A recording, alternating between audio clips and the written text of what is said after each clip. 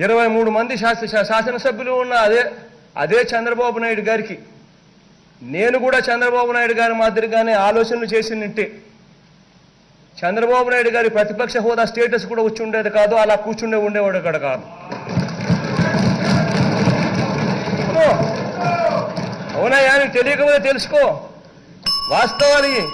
నేను కూడా నీ మాదిరిగానే ప్రలోభాలు పెట్టినింటే, నేను కూడా నీ మాదిరిగానే మంత్రి పదవులు ఇస్తా రెడీగా కానివ్వండి అనింటే, నేను కనుక డోర్ తెరిస్తే నోట్లో నుంచి మాట చెప్పడం లేదు, ఎంతమంది టచ్లో ఉండాలని చెప్పి సంతోషపడండి.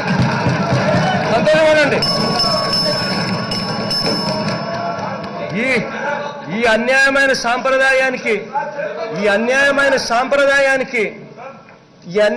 సాంప్రదాయం కొనసాగకూడదు అని చట్టసభలో ప్రతిపక్షం అన్నది ఉండాలని, ప్రతిపక్షానికి సంబంధించిన ఎమ్మెల్యేలు కొనసాగాలని, చంద్రబాబు నాయుడు గారికి ఇంకా ఆ స్థానంలో కూర్చోబెట్టే పరిస్థితి క్రియేట్ చేయడం కోసం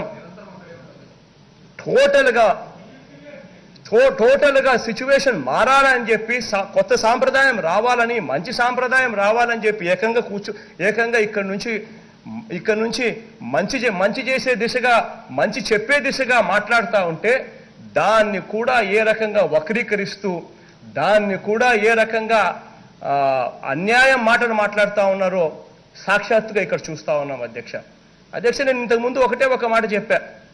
23 మంది శాసనసభ్యులను వైఎస్ఆర్ కాంగ్రెస్ పార్టీ తరపు నుంచి కొనుగోలు చేశారు.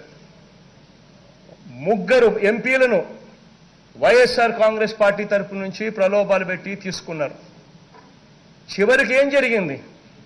పైన దేవుడు ఉన్నాడు, ప్రజలు ఉన్నారు. దేవుడు ప్రజలు ఏ స్థాయిలో గుయ్యి అనిపించే మాదిరిగా కొట్టారు అన్నది,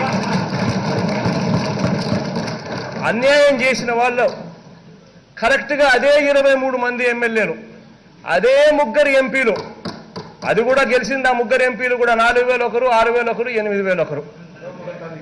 అది కూడా కరెక్ట్గా దేవుడు ఎప్పుడు జడ్జిమెంట్ ఇచ్చాడు?